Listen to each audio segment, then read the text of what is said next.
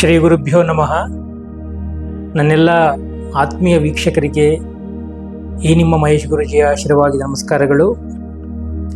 ಸ್ನೇಹಿತರೆ, ಇತ್ತೀಚಿನ ದಿನಗಳಲ್ಲಿ ನಾವು ಕಣ್ಣುಗಳ ಬಗ್ಗೆ, ಅಂದರೆ ನಾವು ನೋಡ್ತಾ ಇರುವಂಥ ಕಣ್ಣುಗಳ ಬಗ್ಗೆ ಯಾಕೋ ಗೊತ್ತಿಲ್ಲ ತಾತ್ಸಾರವನ್ನು ಮಾಡ್ತಾ ಇದ್ದೀವಿ. ಈ ಕಣ್ಣುಗಳ ಶ್ರೇಷ್ಠತೆ, ಕಣ್ಣುಗಳ ಶಕ್ತಿ ನಾವು ಮರಿತಾ ಇದ್ದೀವಿ. ನೋಡಿ, ದೇಹ ಎಷ್ಟೇ ದೊಡ್ಡದಿದ್ರು, ದೇಹ ಎಷ್ಟೇ ಬಲವಾಗಿದ್ರು, ದೇಹ ಎಷ್ಟೇ ಆರೋಗ್ಯಕರವಾಗಿದ್ರೂ ಸಹ ಕಣ್ಣುಗಳಿಲ್ಲ ಅಂತ ಅಂದರೆ ಅವನ ಜೀವನ ಸಂಪೂರ್ಣವಾಗಿ ಅಂಧಕಾರದಲ್ಲಿ ಇರುತ್ತೆ. ಇವತ್ತು ತುಂಬ ಜನ ಮಾಡ್ತಾ ಇರುವಂಥ ತಪ್ಪುಗಳೇನೆಂದರೆ ಕಣ್ಣುಗಳ ರಕ್ಷಣೆ ಮಾಡ್ಕೊಳ್ತಾ ಇಲ್ಲ. ಕಣ್ಣುಗಳು ನಮ್ಮ ದೇಹದ ಅವಿಭಾಜ್ಯ ಅಂಗ.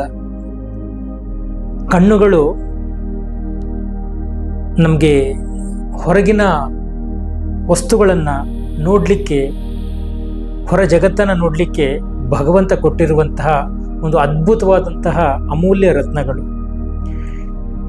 ಈ ಕಣ್ಣಿನ ಆರೋಗ್ಯವನ್ನು ನಾವು ಹೇಗೆ ಕಾಪಾಡ್ಕೋಬೇಕು, ಹೇಗೆ ಬಳಸಬೇಕು, ಅದಕ್ಕೆ ಎಷ್ಟು ನಾವು ಒಂದು ಸಮಾಧಾನವನ್ನು ಕೊಡಬೇಕು, ಎಷ್ಟು ನಾವು ಅದಕ್ಕೆ ರೆಸ್ಟ್ ಕೊಡಬೇಕು, ಇವೆಲ್ಲವನ್ನು ಸ್ವಲ್ಪ ಇವತ್ತಿನ ವಿಡಿಯೋದಲ್ಲಿ ನಾವು ಸ್ವಲ್ಪ ತಿಳ್ಕೊಳ್ಳೋಣ. ವಿಶೇಷವಾಗಿ ಈ ಕಣ್ಣುಗಳ ಸಮಸ್ಯೆ ಯಾಕೆ ಬರುತ್ತೆ ಅಂತ ಅಂದರೆ, ನಾವು ಇತ್ತೀಚಿನ ದಿನಮಾನಗಳಲ್ಲಿ ಬಳಸ್ತಾ ಇರುವಂಥ, ನಿಮಗೆ ಗೊತ್ತಿದೆ, ಇದೆಲ್ಲ ಮೊಬೈಲ್ ಬಳಕೆಗಳಿಂದ ಇದು ಜಾಸ್ತಿ ಆಗ್ತಾ ಇದೆ, ಕಣ್ಣಿನ ದೋಷಗಳು. ಇದರಲ್ಲಿ ಅತಿಯಾಗಿ ನಾವು ಮೊಬೈಲನ್ನು ಬಳಸೋದ್ರಿಂದ, ವಿಶೇಷವಾಗಿ ರಾತ್ರಿ ಹೊತ್ತು ಮೊಬೈಲ್ಗಳನ್ನು ಹೆಚ್ಚಾಗಿ ಬಳಸೋದ್ರಿಂದ ನಮ್ಮ ರೆಟಿನಾ ಏನಿದೆ, ಆ ರೆಟಿನಾಗಳ ಮೇಲೆ ಆ ಬೆಳಕು ಬಿದ್ದು, ನೇರವಾದ ಬೆಳಕು ಬಿದ್ದು ಕಣ್ಣಿನ ದೃಷ್ಟಿಯನ್ನು ಕ್ಷೀಣಿಸ್ತಾ ಬರುತ್ತೆ.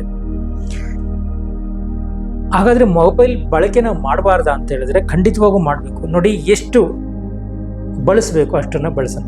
Too much is too bad ಅಂತ ಕರೀತಾರೆ. ಅದು ಬಳಸೋಣ, ಅತಿಯಾಗಿ ಬಳಸೋದು ಬೇಡ. ಎಷ್ಟು ಹೊತ್ತು ನಾವು ನಮ್ಮ ಮೊಬೈಲ್ನ ಕೈಲಿ ಇಟ್ಕೋಬೇಕು ಅಷ್ಟು ಹೊತ್ತು ಮೊಬೈಲ್ನ ಕೈಲಿ ಇಟ್ಕೊಳ್ಳೋಣ ಅಲ್ವಾ. ಮೊಬೈಲಿಂದ ಜೀವನ ಆಗುತ್ತಾ? ಹೌದು, ಕೆಲವು ಮೊಬೈಲ್ ಅನಿವಾರ್ಯ, ಬೇಕಾಗಿದೆ, ಹೌದು.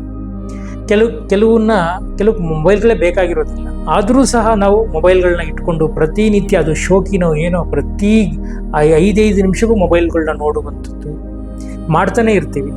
ಅದರಿಂದ ಬಿಡುಗಡೆ ಆಗುವಂಥ ಎಷ್ಟೋ ಕಿರಣಗಳು ನಮ್ಮ ಕಣ್ಣಿನ ನರಗಳನ್ನು ಹಾಳು ಮಾಡ್ತಾ ಇರುತ್ತೆ. ಹಾಗಾಗಿ ಮೊಬೈಲ್ ಬಳಕೆಯನ್ನು ಕಡಿಮೆ ಮಾಡೋಣ. ಒಂದು. ಎರಡನೇದು, ನಾವು ಕಣ್ಣುಗಳ ಆರೋಗ್ಯ ಸರಿ ಹೋಗ್ಬೇಕಂದ್ರೆ ಧ್ಯಾನದ ಮೊರೆಗೆ ಹೋಗಬೇಕಾಗತ್ತೆ. ಕಣ್ಣುಗಳಿಗೆ ನಾವು ರೆಸ್ಟ್ ಕೊಡಬೇಕಾಗತ್ತೆ. ಕಣ್ಣುಗಳಿಗೆ ನಾವು ಎಷ್ಟು ರೆಸ್ಟ್ನ ಕೊಡ್ತೀವೋ ಅಷ್ಟು ನಮ್ಮ ಕಣ್ಣುಗಳು ಚೆನ್ನಾಗಿರುತ್ತೆ. ಇವತ್ತು ನನಗೆ ನಮ್ಮ ಗುರುಕುಲಕ್ಕೆ ಎಷ್ಟೋ ಮಕ್ಕಳು ಕಣ್ಣಿನ ಸಮಸ್ಯೆಯಿಂದನೇ ಬಂದಿದ್ದಾರೆ ತುಂಬ ಜನ. ಅವರಿಗೆ ನಮ್ಮ ಕೈಲಾದಂಥ ಪರಿಹಾರಗಳು ಎಷ್ಟೋ ಮಾಡಿಕೊಟ್ಟಿದ್ದೀವಿ. ಅವರ ಉತ್ತರಗಳು ಇನ್ನೊಂದು ವಿಡಿಯೋದಲ್ಲಿ ನಿಮಗೆ ಹಾಕ್ತೀನಿ. ನಮ್ಮ ಗುರುಕುಲದಲ್ಲಿ ಈ ಕಣ್ಣಿಗೆ ಸಂಬಂಧಪಟ್ಟಂತಹ ಸಮಸ್ಯೆಗಳೇನಾದರೂ ಇದ್ದರೆ, ಅದು ಯಾರಾದರೂ ಆಗಿರ್ಬೋದು. ಎಷ್ಟೋ ಜನ ಟ್ರೈನಲ್ಲಿ ಹೋಗ್ತಾ ಇರ್ತೀರಾ, ಬಸ್ಗಳಲ್ಲಿ ಹೋಗ್ತಾ ಇರ್ತೀರಾ, ಅಥವಾ ಬೇರೆ ಇನ್ನೆಲ್ಲೋ ಹೋಗ್ತಾ ಅದೇನು ಟೈಮ್ ಪಾಸ್ ಮಾಡ್ಲಿಕ್ಕೆ ನಾವೇನು ಮಾಡ್ತೀವಿ, ಮೊಬೈಲ್ ಹಿಡ್ಕೊಂಡ್ಬಿಡ್ತೀವಿ. ಆ ಮೊಬೈಲ್ ನೋಡ್ತಾ ನೋಡ್ತಾ ನೋಡ್ತಾ ಕಣ್ಣಿನ ನರಗಳೇನಿದೆ ಅದಕ್ಕೆ ಸ್ವಲ್ಪ ನೋವು ಉಂಟಾಗಿ ನಿಮಗೆ ಕಣ್ಣು ನೋವು ಬರ್ತಾ ಹೋಗುತ್ತೆ. ಮಾನಸಿಕವಾಗಿ ನಿಮಗೆ ತಲೆನೋವು, ಆ ಥರದ್ದೆಲ್ಲ ಬರ್ತಾ ಹೋಗುತ್ತೆ.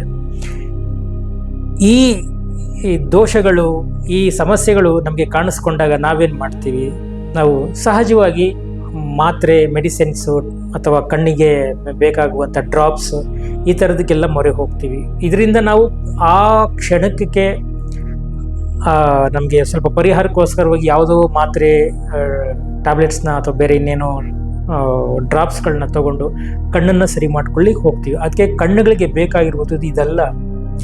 ಅದು ಒಂದು ಹಂತಕ್ಕೆ ಮಾತ್ರೆ, ಮೆಡಿಸಿನ್ಸ್ ಕಣ್ಣಿಗೆಲ್ಲ ಬೇಕಾಗುತ್ತೆ, ನಾನು ಇಲ್ಲ ಅಂತ ನಾನು ಹೇಳ್ತಾ ಇಲ್ಲ. ಆದರೆ ಕಣ್ಣ ಆರೋಗ್ಯವನ್ನು ಮೊದಲು ಕಾಪಾಡ್ಕೋಬೇಕು.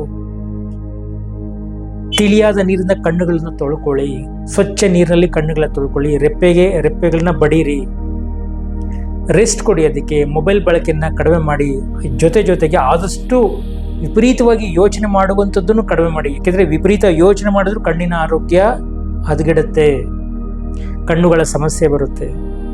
ಎಷ್ಟೋ ಜನ ನಮ್ಮ ಹತ್ರ ತುಂಬ ಜನ ಬಂದಿದ್ದಾರೆ.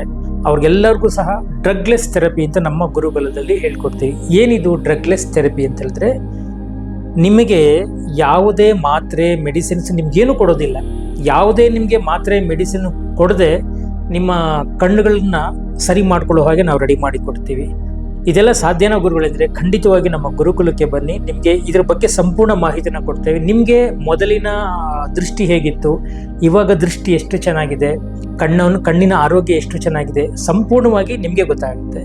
ಹಾಗಾಗಿ ನಮ್ಮ ಗುರುಕುಲದಲ್ಲಿ ಇದ್ರ ಬಗ್ಗೆ ನಾವು ವಿಶೇಷವಾಗಿ ಯಾವುದೇ ಮಾತ್ರೆ ಮೆಡಿಸಿನ್ಸ್ ಯಾವುದೂ ಇಲ್ಲದೆ ಕಣ್ಣಿನ ಆರೋಗ್ಯವನ್ನು ಹೇಗೆ ಕಾಪಾಡ್ಕೋಬೇಕು, ಅದಕ್ಕೆ ಅದರ ಆರೋಗ್ಯ ಹೇಗೆ, ಅಕಸ್ಮಾತ್ ಏನಾದರೂ ನಿಮಗೆ ಕಣ್ಣಿನ ದೃಷ್ಟಿ, ಈಗ ಎಷ್ಟೋ ಜನಕ್ಕೆ ಪವರ್ ಬಂದಿರುತ್ತೆ ಕಣ್ಣಲ್ಲಿ, ಪ್ರತಿ ಜೀವನ ಪರ್ಯಂತ ಕಣ್ಣಿಗೆ ಸ್ಪೆಕ್ಸ್ ಹಾಕೋಬೇಕಾ ನಾನು, ಆ ಥರದ್ದು ಎಷ್ಟೋ ಜನಕ್ಕೆ ಇವಾಗ ಟ್ರೆಂಡ್ ಹೇಗಾಗಿದೆ, ಕನ್ನಡಕ ಹಾಕೊಳ್ಳೋದೇ ಒಂದು ಶೋಕಿ ಆಗೋಗಿದೆ.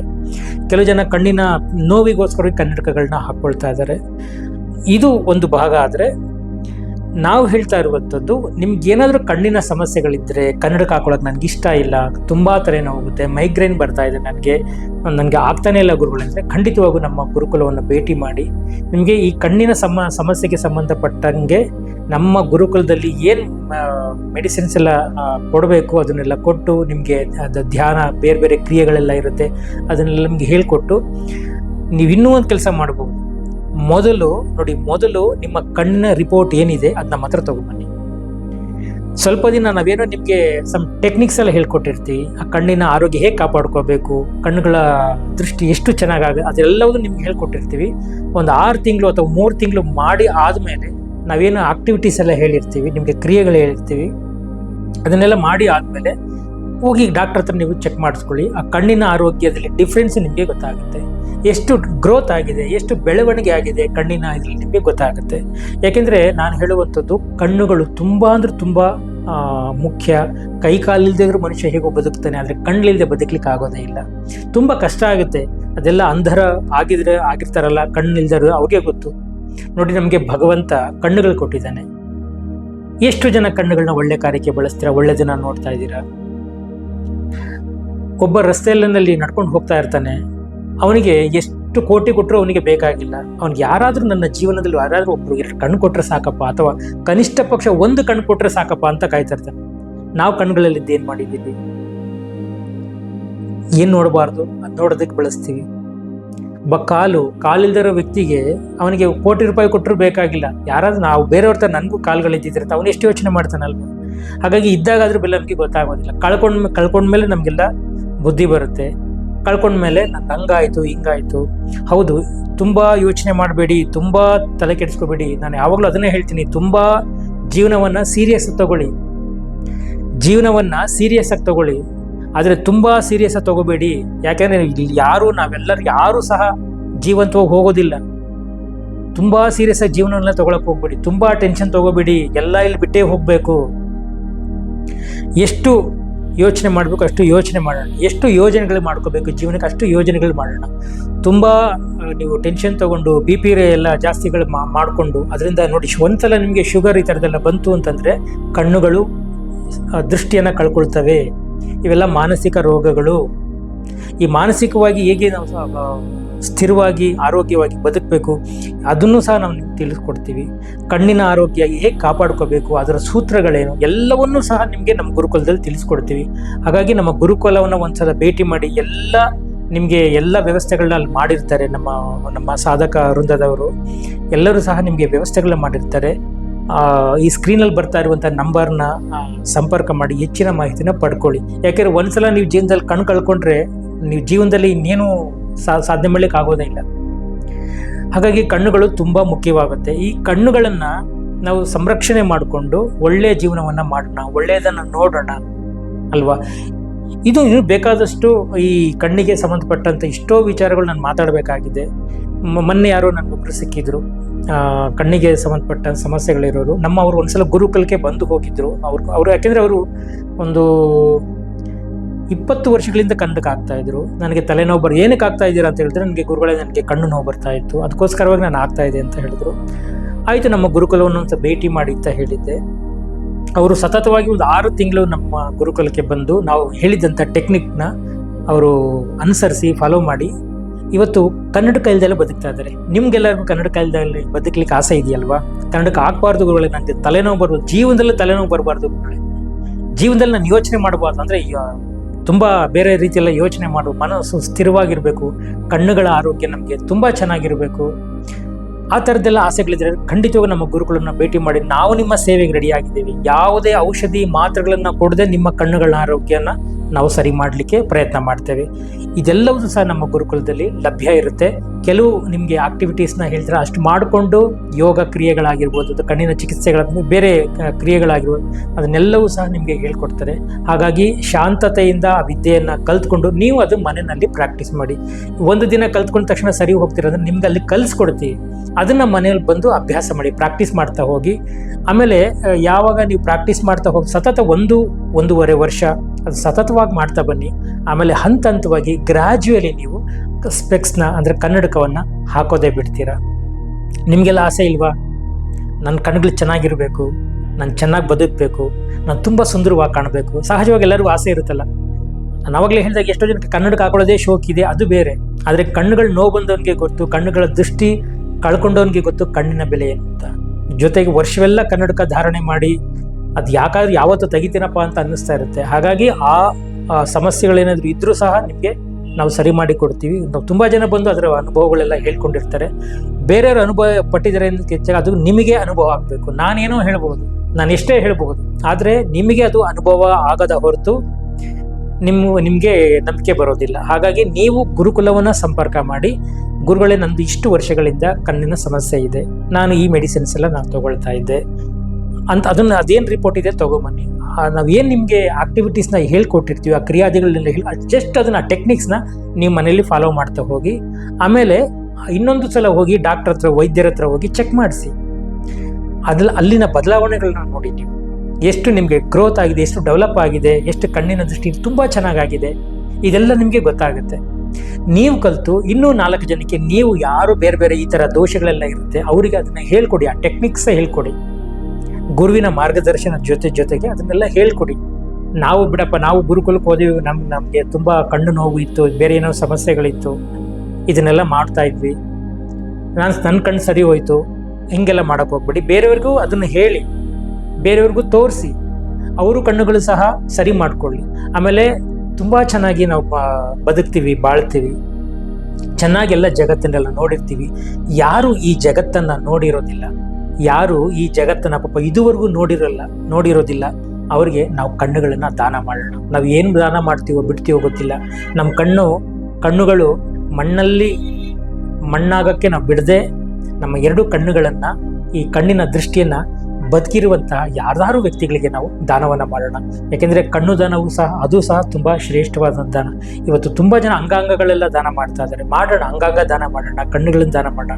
ಬದುಕಿರುವಾಗ ಕಣ್ಣುಗಳನ್ನ ಚೆನ್ನಾಗಿ ನೋಡೋಣ. ನಮ್ಮ ಕಣ್ಣೇ ಚೆನ್ನಾಗಿಲ್ಲ ಅಂದ್ರೆ ದಾನ ಮಾಡೋಕ್ಕಾದ್ರೂ ಆಗುತ್ತಾ ಅಲ್ವಾ? ಏನೋ ಬಿಡು ಕಣ್ಣುಗಳಿಂದ ದಾನ ಮಾಡ್ತೀನಿ, ಹಾಗೆಲ್ಲ ನಾವು ಕಣ್ಣುಗಳನ್ನ ಸ್ವಚ್ಛವಾಗಿ ಇಟ್ಕೊಂಡು, ಚೆನ್ನಾಗಿಟ್ಕೊಂಡು, ದೃಷ್ಟಿಯನ್ನು ಚೆನ್ನಾಗಿಟ್ಕೊಂಡು, ನಾವು ಚೆನ್ನಾಗಿ ಬದುಕಿ ಬಾಳಿ ಬೇರೆಯವರಿಗೆ ಕಣ್ಣುಗಳನ್ನ ದಾನ ಮಾಡಿದ್ರೆ ಅದು ಶ್ರೇಷ್ಠತೆ, ಅದು ಶ್ರೇಷ್ಠವಾದಂತಹ ಧರ್ಮ, ದಾನ.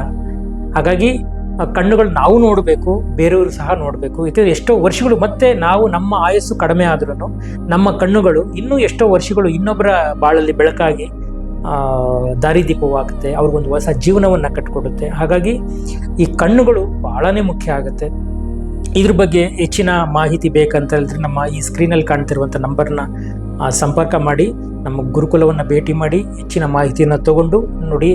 ಕಣ್ಣುಗಳು ತುಂಬ ಅಂದರೆ ತುಂಬ, ನಾನು ಆವಾಗಲೇ ಹೇಳಿದಾಗೆ ಕೈ ಕಾಲು ಇನ್ನೇನೋ ಇಲ್ಲದೆ ಅಂದರೂ ಬದುಕಬಹುದು, ಕಣ್ಣಿಲ್ಲದೆ ಬದುಕಲಿಕ್ಕೆ ಅಸಾಧ್ಯ. ಅದು ಹುಟ್ಟಿದಿಂದ ನೀವು ಅಂಧರಾಗಿ ಅಥವಾ ಕುರುಡರಾಗಿ ಏನಾದರೂ ಹುಟ್ಟಿದರೆ ಅದು ಹೆಂಗೋ ನಿಮಗೆ ಅಭ್ಯಾಸ ಆಗಿರುತ್ತೆ.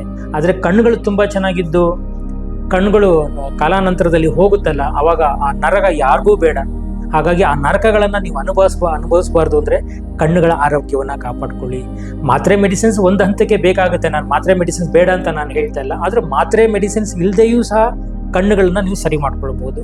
ಹಾಗಾಗಿ ಆ ಟೆಕ್ನಿಕ್ಸ್ನ ನಾನು ನಿಮಗೆ ಹೇಳ್ಕೊಡ್ತೀನಿ, ಬನ್ನಿ ಕಲ್ತ್ಕೊಳ್ಳಿ ಅಂತ ಹೇಳ್ತಾ ಇವತ್ತಿನ ವಿಡಿಯೋನ ಮುಗಿಸ್ತಾ ಇದ್ದೀನಿ. ಎಲ್ರಿಗೂ ಒಳ್ಳೆಯದಾಗಲಿ, ನಮಸ್ಕಾರ.